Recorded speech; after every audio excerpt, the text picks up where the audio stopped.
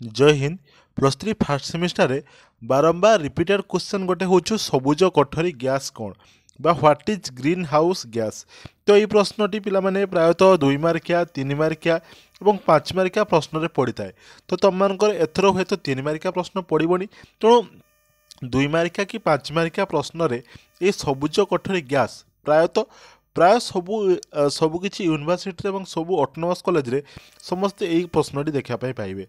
तेणु यही प्रश्नटी को बेल थाउ थाउ आमको प्रैक्टिस करने आमर परीक्षार आसिले आमर कौन भी असुविधा हेब ना। तेणु जो मैंने भी एपर्यंत सबुज कोठरी गैस कौन जानी ना से आग को प्लस थ्री फास्ट सेमिस्टर परीक्षा देवाई जाऊँच तो आज अल्प समय भिडियो मध्यम यह जाणी नियंतु जहाँफल परीक्षार आसिले से लिखिपारे।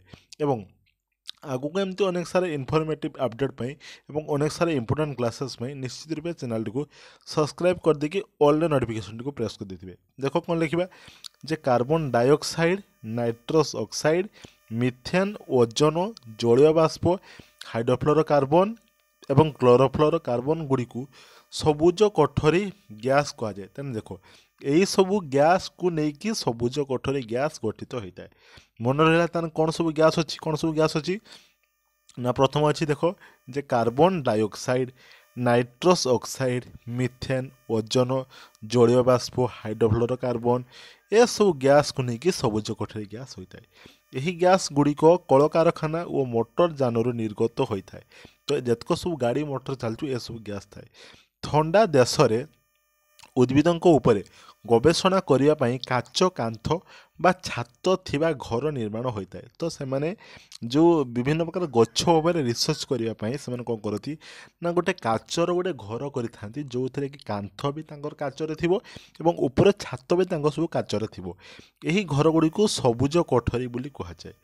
ओके तो यही घर गुड़िक विशेषत्व होउछि यह मध्य को सूर्यताप प्रवेश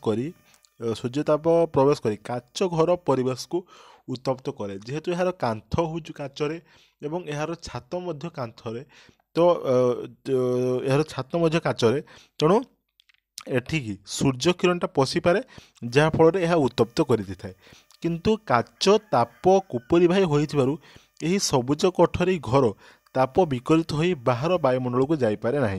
फल काच घर भितर सब उषुम रही है। यही प्रभाव को सबुज कोठरी प्रभाव बोली कहुए।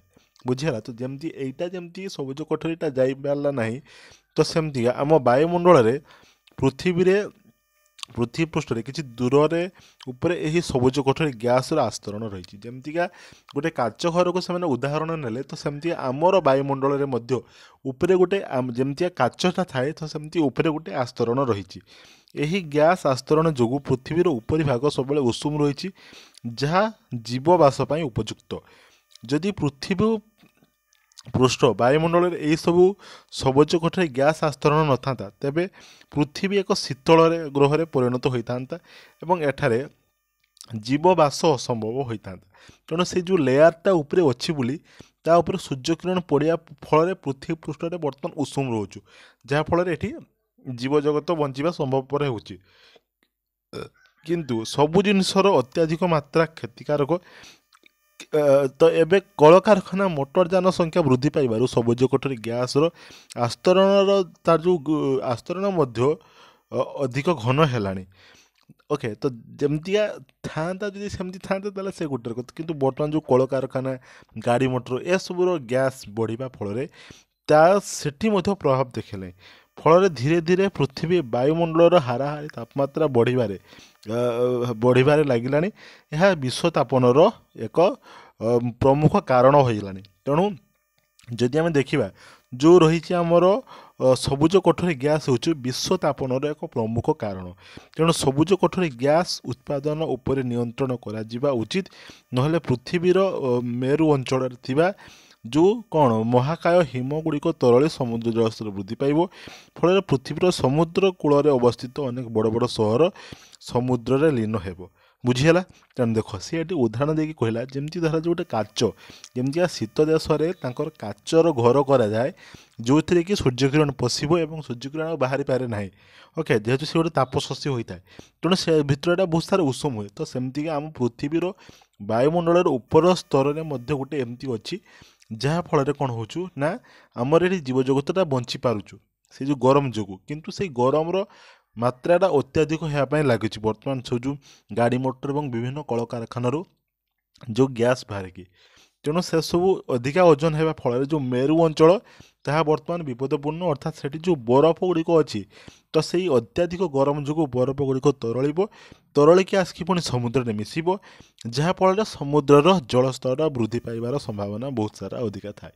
ଓକେ, ତ ଏହା ହିଁ ହେଉଛି ସବୁଜ କୋଠରୀ ଗ୍ୟାସ୍ ଏବଂ ଯେଉଁ ବିଶ୍ୱ ତାପନ ବା ଗ୍ଲୋବାଲ୍ ୱାର୍ମିଂ ଯେଉଁଟା ଆମେ କହିଥାଉ, ତ ସେଇ ଗ୍ଲୋବାଲ୍ ୱାର୍ମିଂ ହେବାରେ ପ୍ରମୁଖ କାରଣ ହେଉଛି ସବୁଜ କୋଠରୀ ଗୃହ। ତ ଆଶା କରୁଛି ଆଜିର ପ୍ରଶ୍ନଟି ସମସ୍ତେ ବୁଝିପାରିଥିବେ।